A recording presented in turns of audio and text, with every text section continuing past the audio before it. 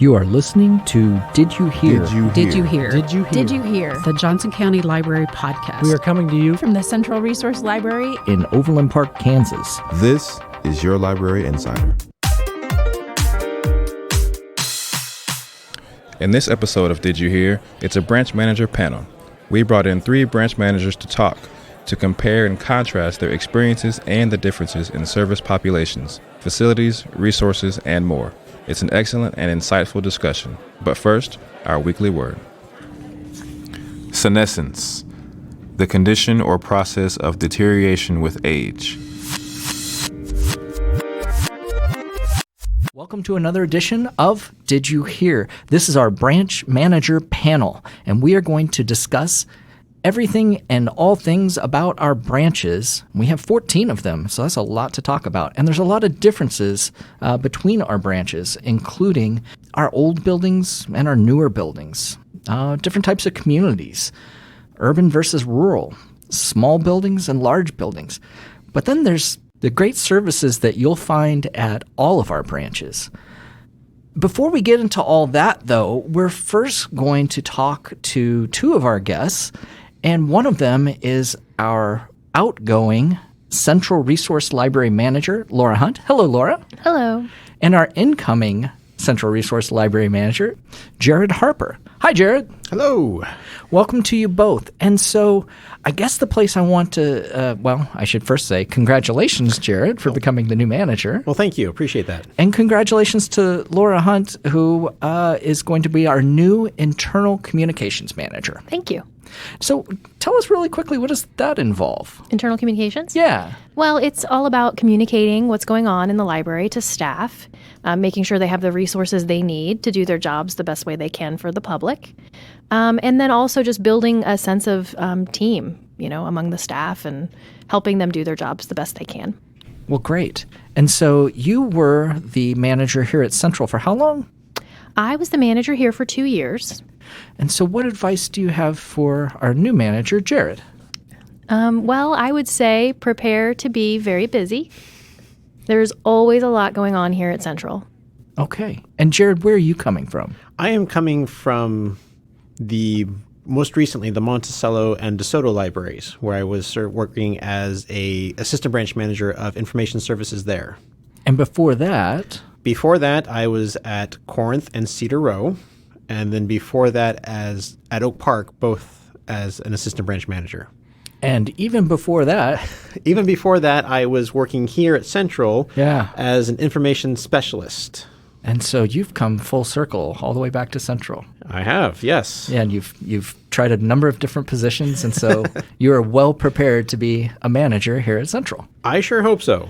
What do you anticipate are the challenges about this job? Well, as Laura said, I have noticed that I am definitely a lot busier here than I have been at other locations. Not that the work is different, there just seems to be more of it, with having more staff here, more patrons that seem to come here than other locations, and just with it being the Central Resource Library and all the things that happen here as well, there's just a lot to do, a lot to coordinate, and a lot to communicate with staff too. Mm-hmm. Yeah, absolutely. Well, once again, congratulations to you both. But I want to make sure that everyone knows that we're not just talking about Central today. It's all the branches throughout the system. And I'd like to bring in our third guest. That's John Keogh. Hi, John. Hello. And which branch do you manage? I manage 3 of them. I am the manager of Gardner, Spring Hill, and Edgerton. Or as I like to call it, Gached. Gached. And it's basically the southwest quadrant of the county. Excellent. And so, Laura, let's run down what did you manage any other branches before you managed Central? It's Antioch, right? I was at Antioch. Okay. And how long were you there? I was there for about 2 years as well. Okay. And then before that, I was the assistant manager at Leawood.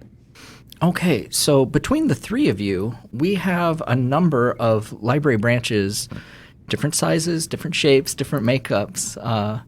And so when I was talking earlier about the differences and the similarities of our branches, did any of that seem to ring true to you? Yes, very Absolutely. much. Yeah. Okay. So in what ways? I feel like the patron base is different and the community is different at every branch. And so they all have specific needs. And so the branch does try to tailor their displays and their services and their programs to that community.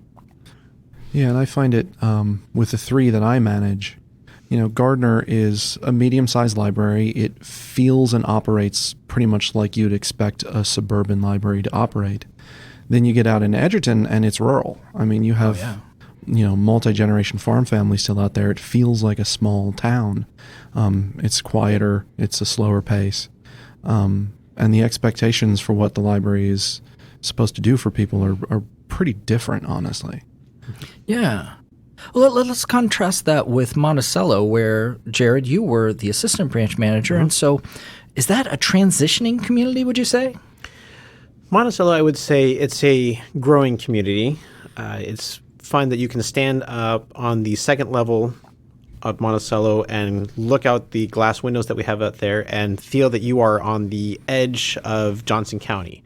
Yeah. And then, but also to realize that just beyond the trees, just beyond the little strip mall that's there are houses everywhere, schools and whatnot. So we really are on the edge at Monticello, where we are pulling in those patrons that are in the more rural communities, but still having a urban base coming to Monticello too.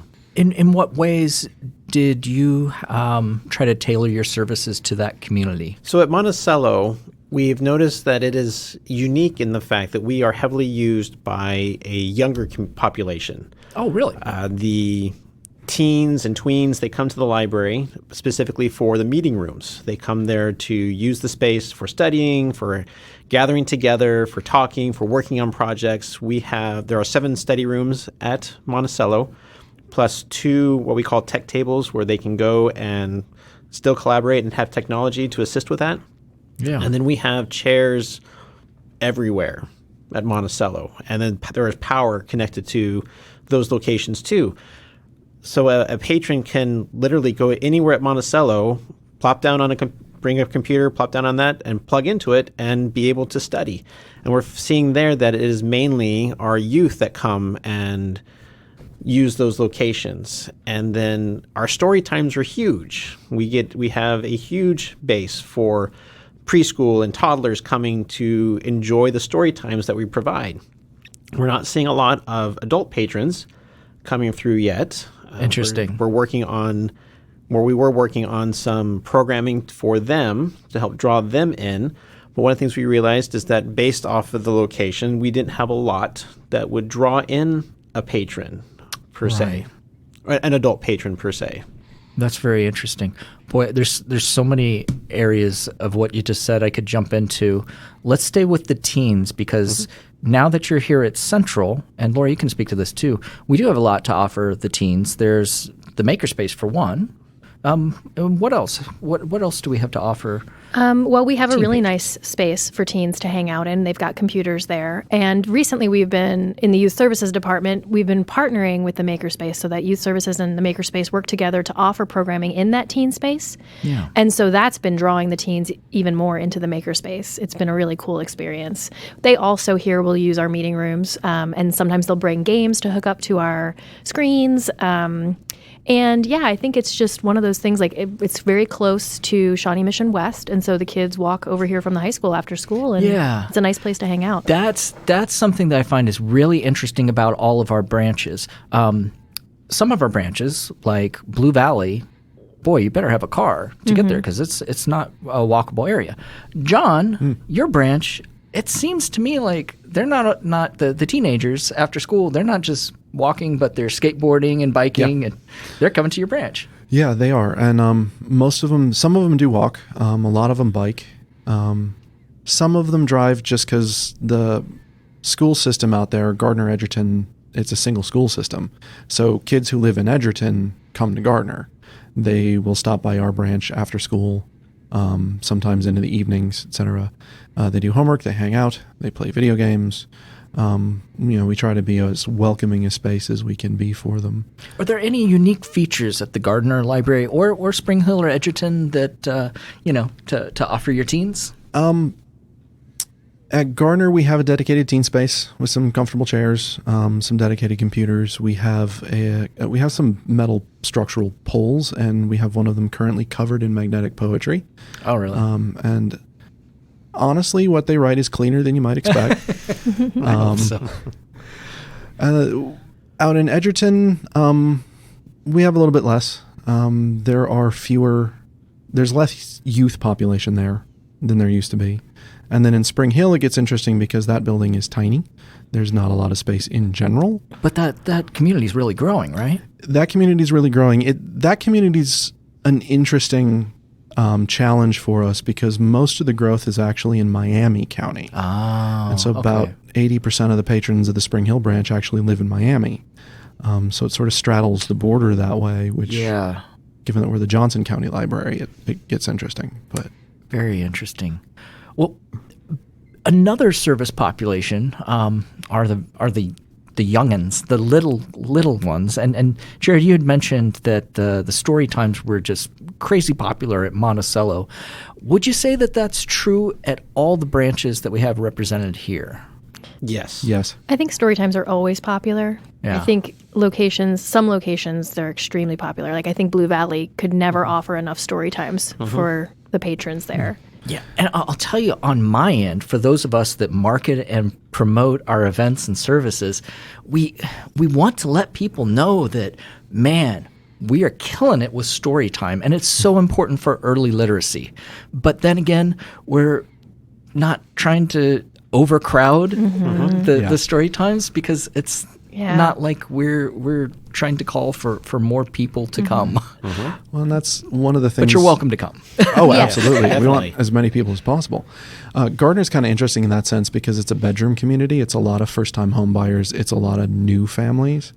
And there's a tremendous need for story times, for early literacy programs.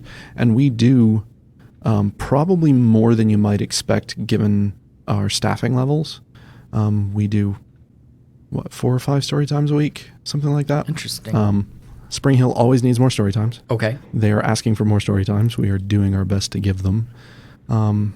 I think Edgerton's the one branch where we don't really emphasize it so much because, again, there's not that many youth there. There's not that many kids there right now. And that's what's so interesting about the Johnson County Library system is that the makeup of our patrons and, what we're providing as service, is so different sometimes. Let's talk about adults. So adult programming, it seems like there's a lot of different options across the system.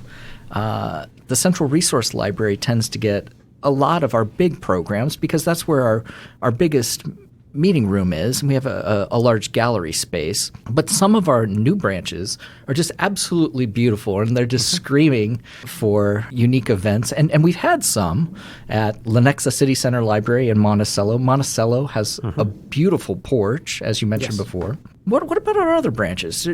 Do we do a pretty good job?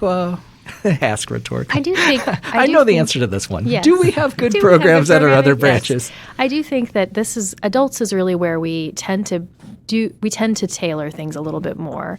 Youth, we're always going to offer those story times. We're always going to offer those youth programming. But for example, we have a lot of tech questions that we get at the Antioch branch. And so we started the What the Tech program up there so that we could give patrons an individual experience with a librarian to discuss their tech needs and ask their tech questions. But at Central, like you said, that's more of a destination library, so we can offer different things here, and people will actually travel for it. And I've seen that model work at other locations too. For instance, at Monticello, we did not really develop specific programming for the Monticello population. When we first came online, we figured that the best thing for us to do as we were getting our feet under us was to outsource, I guess you could say, the programming. So we had a lot of what we call system-wide programming come our way. For instance, last year for Kansas History Day or the Kansas Birthday, we had a program hosted at Monticello, and it was not great weather, but yet we still had a turnout of about 40 some odd people to show up for that location. And then earlier, I guess last year as well, that we had a sneak peek of the Fringe Festival at Monticello, and that Yeah. was also very well attended. So it's not just, I think if we have the programming and if we can market it well enough, people will go, regardless of the location, if it's of interest to them. And their adults are a little more willing to travel to some place that they want to do. For instance, one of the programming that comes to mind is the edible discussions at Corinth. Oh, yeah. And people travel from all over the county for that one. When I was working there, we had people coming as far away from Gardner and then up from Wyandotte County and Jackson County coming for specifically the edible discussion program that we had. Yeah. One of the things that we're trying to figure out in the Southwest Quadrant, because we have a lot of young families, a lot of new families, it can be challenging at times for parents to come to the library if they can't bring their kids with them. So sometimes we'll do programs in the evening geared towards adult audiences, and we get very little turnout because babysitters are expensive. Sure. And we also have an aging population, and in the evenings they tend to like to be settled in and don't want to. They spend all day at the library, but then they go home. So one of the things that we're also kicking around is the idea of trying to figure out more options for intergenerational offerings. Something where a whole family can show up, all ages, and we'll have something to offer everyone. Just to make it a little bit easier to connect with sort of all of the different kinds of families and family situations that we have. Well, that's great. Let's talk about the physical buildings themselves. We have old and new.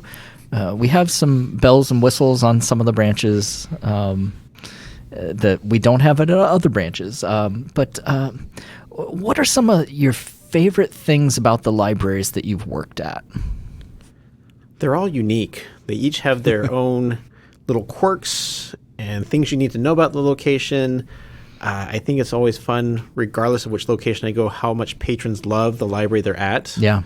That they really love the little quirkiness of each location. For sure. At Oak Park's one of the older libraries that we have, and one of the things we noticed is it's a great location, it's a fun building, but for a 21st century technology atmosphere, it's lacking in power strips and power locations. We noticed that especially during the central building upgrade back in 2014, 2015, something like that. A lot of patrons from Central came to Oak Park, and we just couldn't accommodate their needs for a plug. And finding the same thing at Corinth and Cedar Row, also older buildings. Yeah. Beautiful buildings, but again, not designed for a 21st century technology atmosphere. But yet how the patrons, regardless of what we may see as deficiencies in that, still love these buildings and are very possessive interesting of the point. buildings. Yeah, for sure. I was thinking of during the central building upgrade, we did have a lot of patrons that got displaced, and so some of them went to Oak Park, but a lot of them went to Lackman down the road on 87th Street here.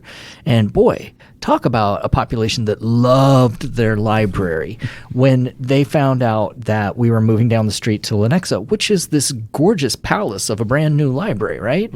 But a lot of them didn't want to move, and we had these public information sessions, and we had to say, it's like, you realize it's really crowded in there. There are more people than we can handle in that library, but they loved it. I think they've made their way over to the Lenexa library, and I hope that they love that as much. Gardner, if I remember correctly, when it was built, it was there was a lot of forethought. They built it bigger than it needed to be at the time, but we don't have the problem of it being too small now. We don't. 20, 30 years from now, that might change a bit. Yeah. But Gardner was opened in 2001. It was built, I think, to very high standards of that time, and it's held up pretty well. It's a beautiful building. It's tall ceilings. It's airy. It's sunny. It's a really comfortable place to be. And I know that we have a lot of patrons who show up and hang out all day because it's just that kind of welcoming space. Yeah. And Edgerton comes to mind. That's another one of those branches that people just love, and it has an interesting origin story too, I believe. It does. Actually, Edgerton, I think, I would argue that of all our 14 branches, that's the one that the patrons feel most passionate about. Really? It's an old bank, and it's a bank that dates back Corinth to... patrons might challenge you. Cedar Road too. Go on. Okay. Edgerton, it's an old building. It's from, the 1850s or something like that. It's been a bank. It's been a grocery store. It's been a couple other things. It's been a multi-service center, I think. And I just actually read the history of it, and now I'm blanking. Well, I think wasn't there a little girl that was her big push was to have a library in her hometown of Edgerton. Yeah. And there's I believe a plaque or something in It's one of the rooms. a stained glass window of a drawing she made. Okay. Edgerton wanted a library really badly. They went to the library. They went to the Johnson County Board of County Commissioners, and they said, we have this building that you can use. And then when that all got approved and funding got put in place, the building was actually gutted and rehabbed by the community. Oh, wow. Community members showed up and they tore down all the old drywall. They got it down to the bare studs. They got it down to the original brick and rock. It was a massive construction project, and the community did it. That's how much they loved that building and how much they wanted that building. Wow. But I hear a little competition, so can you make a case why another library might be even more loved than the Edgerton? Well, I can think of a situation a few years ago when I was working here at Central. Here at Central, we also staff the telephone reference. So when patrons call for questions and answers, they contact Central, basically. Anyway, during that time I was here, Cedar Row's power blew. Some water got into the breaker system, and it shut down for about 2 or 3 weeks. And we would get calls on TREF all the time asking, is Cedar Row going to open? Is Cedar Row going to open? You're not closing Cedar Row, are you? It's going to open again, right? Right. And we would have to reassure the patrons that, yes, we were going to open Cedar Row. We just had some power issues and that we were working on it, but it would open again here soon. Right. And they got very concerned and very possessive of the fact that their library was closed and they wanted it back open as soon as we could. Isn't that fascinating? Because we used to refer to all of our branches or locations as neighborhood libraries. Mm-hmm. And almost every single location that we have in our system is on a major road. Not true for Cedar Row. It is truly a neighborhood library because it is tucked away in a neighborhood. It's close to Row, but you have to go. You kind of have to do a little finagling to see it from Row behind the Walmart. Yeah. It is there, but yes, it's one it is kind of hidden. And people do love that branch. Oh, they do. For sure. They do indeed. I would make an argument for Leawood and Blue Valley as well, because every time I've been there, and I'm talking every time I've been there, just bustling with activity, people coming and going, and especially Blue Valley. I think the folks that don't like to leave their cars, they love that branch because they've made it part of their daily life. Oh, yeah. Yeah. I think one of the... go ahead. I think one of the interesting things about working for Johnson County Libraries is even if we're on major roads, every library is still a neighborhood library in the eyes of its patrons. Good point. We're a system. We're a county-wide system. We operate as a system. But our patrons see their library as their local library. Mm-hmm. Yeah. Edgerton, Spring Hill in particular, even at Gardner, I see it. People don't really think of themselves as Johnson County Library patrons. I go to Gardner. It's my library. Yeah. It's just an interesting balance, I think. Mm-hmm. What about the libraries you've worked at Laura? I was going to say Corinth. I haven't worked at Corinth, but it's amazing how many patrons I've come across at the other branches where I've worked, Leawood, Shawnee, Central, who say Corinth was my branch as a kid. Mm-hmm. Yeah. Corinth was our second branch after Antioch. And I think we have patrons who still have their library card that they got at that branch. Really? And so I just think there's a really big history there. We have grandparents who bring their grandkids, and the grandparents had attended the library when they were kids. Mm-hmm. Yeah, we would have a lot of that come through where grandparents would bring their grandkids and say, I brought your mom and dad here when they were your age, or parents come in with their young ones and say, I was here when I was your age, coming to this library, going downstairs to play. We just recently had a staff member who grew up in the Corinth area go to Corinth and was thrilled to find out that the dinosaurs she played with as a kid were still there. Really? And that they were still available for patrons to use and patrons to play with. And she was just ecstatic. The first time There's a bit of nostalgia there. Yes. Yeah. First time my wife brought me down to Kansas City to sort of see where she grew up, the first stop we made was to the Antioch branch because that was her library growing up, and that was one of the major things she wanted me to see. Mm-hmm. You know, I had my library degree and I was looking for a library job and whatnot, but you know, that was a huge part of her life. Yeah. And it makes me wonder if that connection to the library, if it sticks around, you know, does it stick when the library building is gone and moves to another place? You know, Lackman to Lenexa and the Shawnee folks that, you know, now have another option, which is Monticello. I think the good memories are always there. That happened. My library growing up got moved to a different building. Yeah. You know, and I like the new building. It's never going to be the same. But those memories that I got of browsing the shelves as a kid and being able to pick out my own reading material, and that was the one place where, like, you can make a choice as a kid, you know? For sure. Yeah, I think the reason libraries resonate with people so much is because it's a place they love to be, it's a place they want to be, and they want to be there because of the services we provide. Even if you move a building, it's still the services that people want. Mm-hmm. So I think there's still a connection. They're still going to come to their library because it's just part of their life. Mm-hmm. And there were a lot of new people who come to Johnson County, and they go to a Johnson County library and they say, you know, I'm coming to the library because that's what I did as a kid.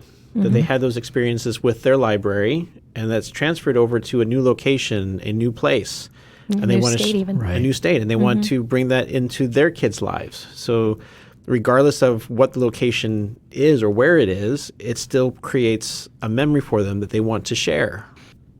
Okay, well, I have an interesting question for you, and that is, what is your most fun memory that you've had at all these different branches? Fun memories, now that you're asking, I'm probably going to go right out my head, but I enjoy just the patron interactions, just seeing the joy or just the expressions of, like, really, you can do that at the library?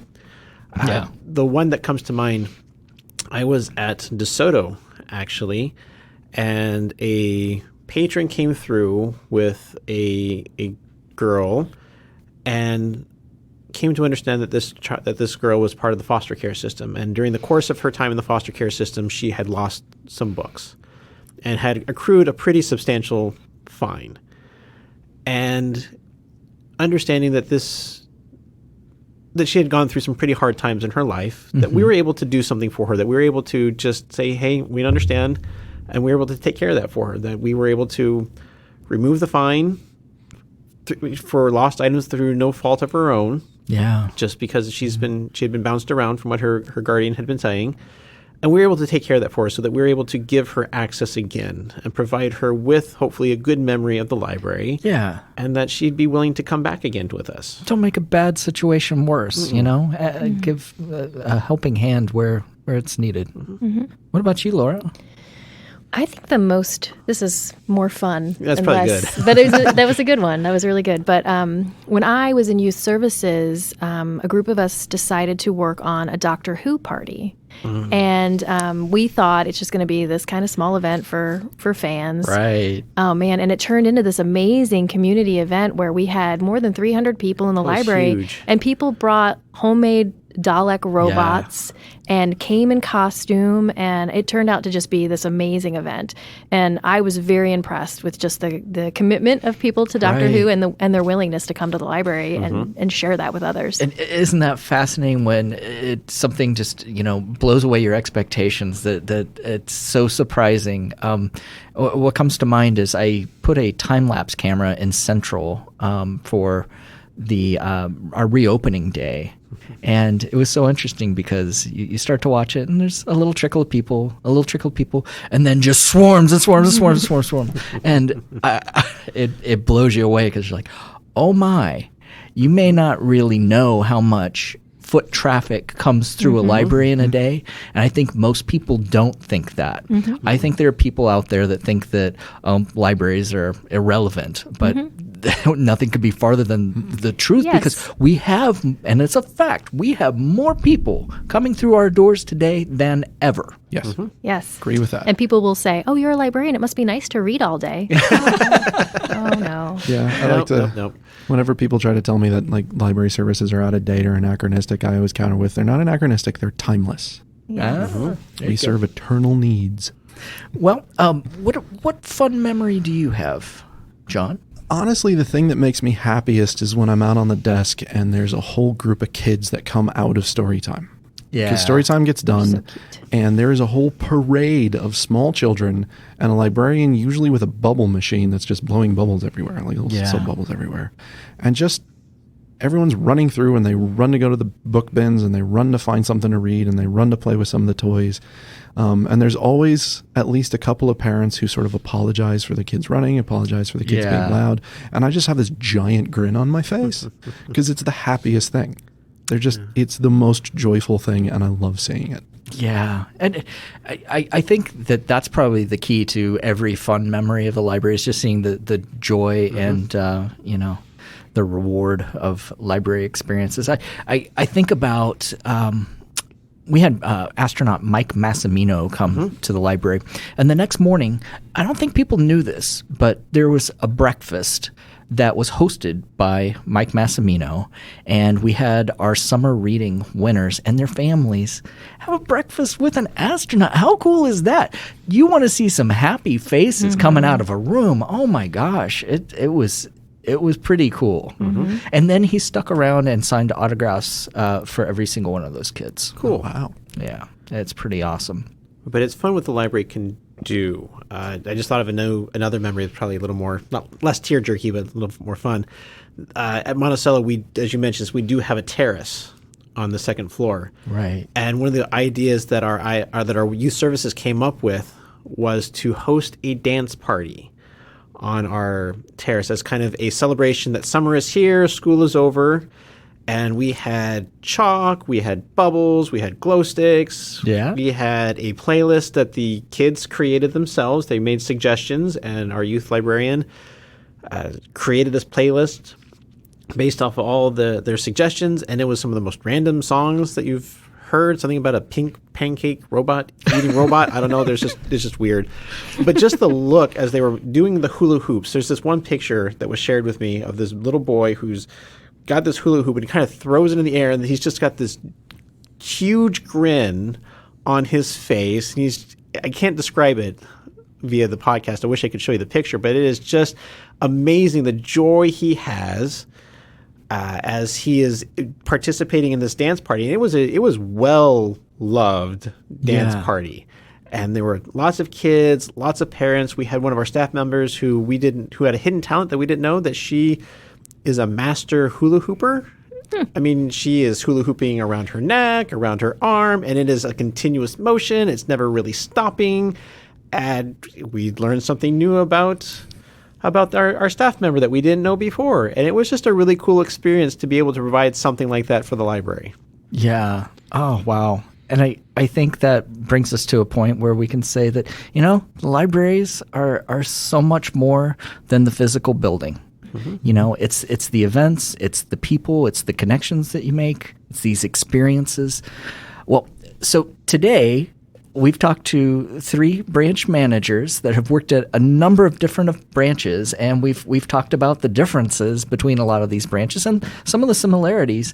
And I found this discussion really informative, and I want to keep talking, but we can't make the podcast like 2 hours long. So we have more stories. Yeah. And I think it would be fascinating to get 3 different branch managers another time and just keep hearing about all of these unique perspectives about our different branches. But I want to thank you all so very much for coming today. You're welcome. Thank you for having us. Did we miss a question you wish we would have asked? Do you have thoughts or stories about today's topic? Share them with us on Facebook, facebook.com/Joco Library. And now, our writer's quote of the day. Hello, this is Andrew Erickson. I'm a information services librarian at the Oak Park branch. My quote comes from Jim Butcher's Summer Nights, and it is, "I slammed the doors open a little harder than I needed to, stalked out of the Blue Beetle, and drove away with all the raging power the ancient four-cylinder engine could muster. Behold the angry wizard, puttering away."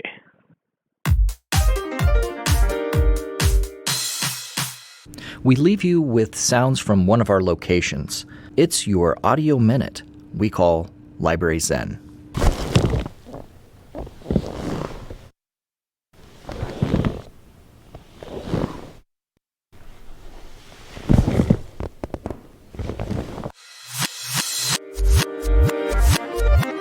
For more episodes of Did You Hear, go to the Johnson County Library website, jocolibrary.org/didyouhear.